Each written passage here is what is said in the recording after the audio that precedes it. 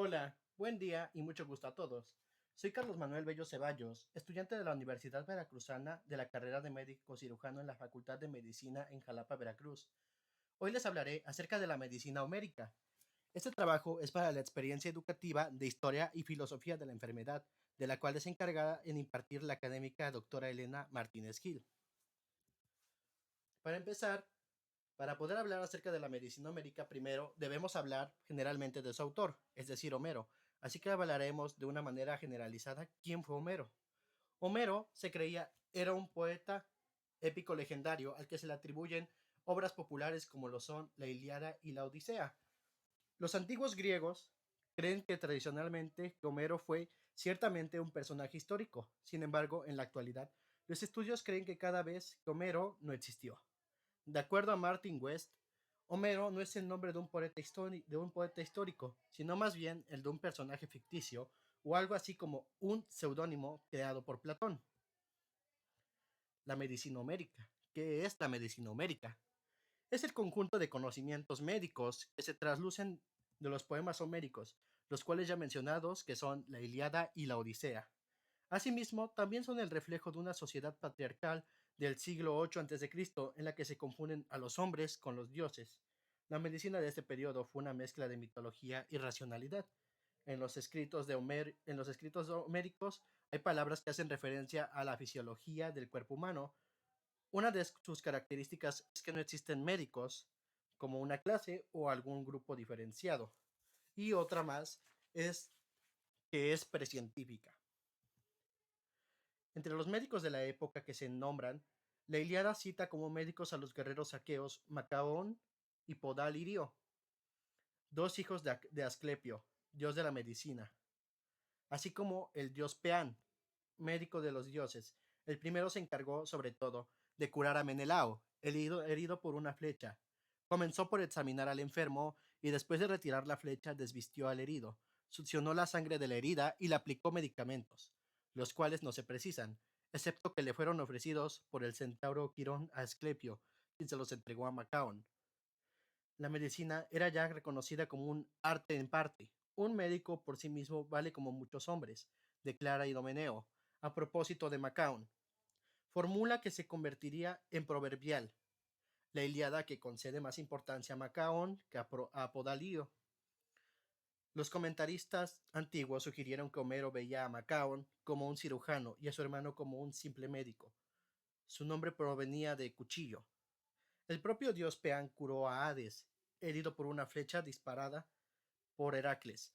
Esparció medicamentos sobre la herida, especificando que eran analgésicos. La Odisea menciona médicos de profesión. El porquero Eumeo dice de la figura del médico que forma parte de los artesanos que rinden servicio a todos, a semejanza del techador o del aedo y del adivino. En otro lugar, el poeta rinde homenaje a la ciencia médica de los egipcios, a los que califica como hijos de Peán. En la Odisea, el médico es considerado como un trabajador para el bien público, es decir, un trabajador itinerante, que no pertenecía a las clases altas de la sociedad. ¿Qué conocimientos médicos se tienen de la época? Las alusiones que se encuentran en las dos epopeyas homéricas se refieren fundamentalmente a los efectos y tratamientos de los traumas y a la curación de las heridas de guerra.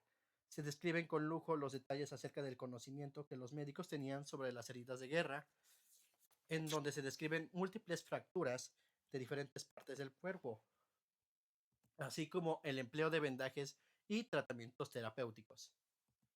Entre otros conocimientos que tenemos acerca de la medicina homérica, encontramos la anatomía. Básicamente, la anatomía, así como la investigación de la composición y función del cuerpo humano que practicaron los homéricos, fue derivada más que nada de métodos principales, como lo fue la observación directa de los cadáveres de los guerreros o de la experiencia de las heridas de los guerreros en el campo de batalla, observación de la putrefacción en el cadáver. Al cadáver del enemigo no se le rendía incineración por el simple hecho de ser el enemigo.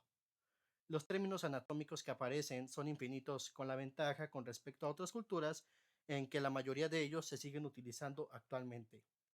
En la Ilíada se describe con minuciosidad por dónde atraviesa la lanza con muchísimo rigor, describiendo las estructuras que atraviesa. También en la anatomía tenemos que ellos No practicaban la disección, ya que la religión lo prohibía. La fuente de todo conocimiento anatómico fueron las heridas y los traumatismos. Encontramos también, entre otro conocimiento, a la fisiología. Los griegos de esta época,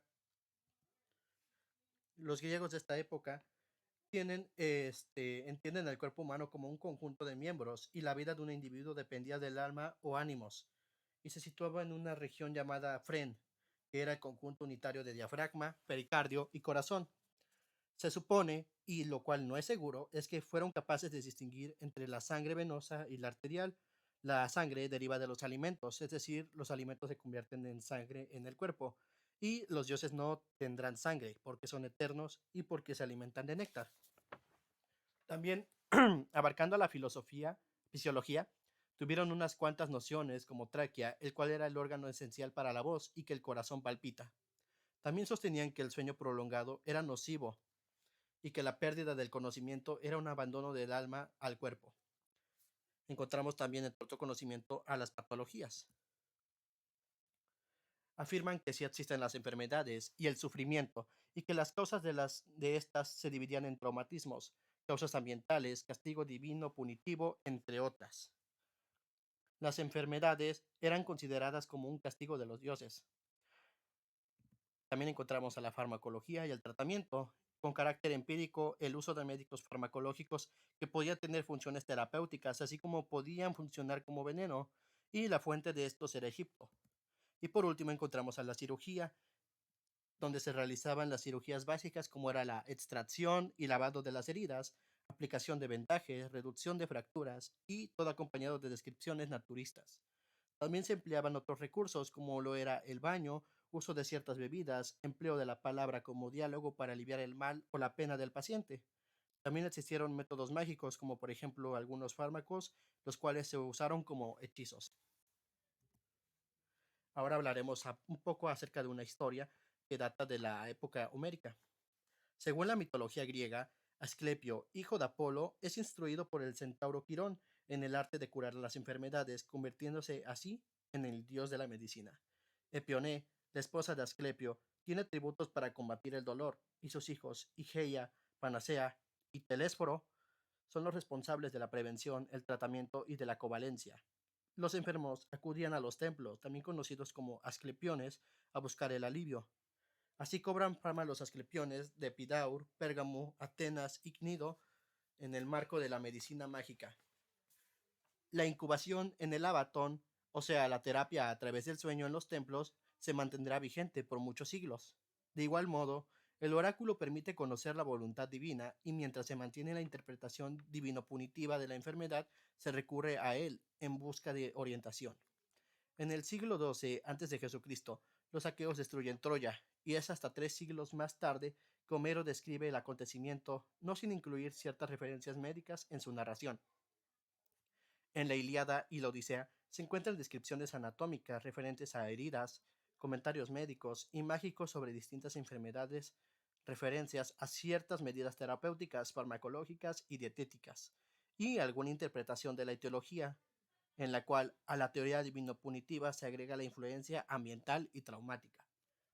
Tenemos en resumen que la medicina homérica es una mezcla de puro empirismo con ciertos toques de medicina mágica. Por último, encontramos ahora mismo las bibliografías a las cuales yo recurrí para realizar dicho trabajo. Esto ha sido todo por hoy. Muchas gracias a todos por su atención.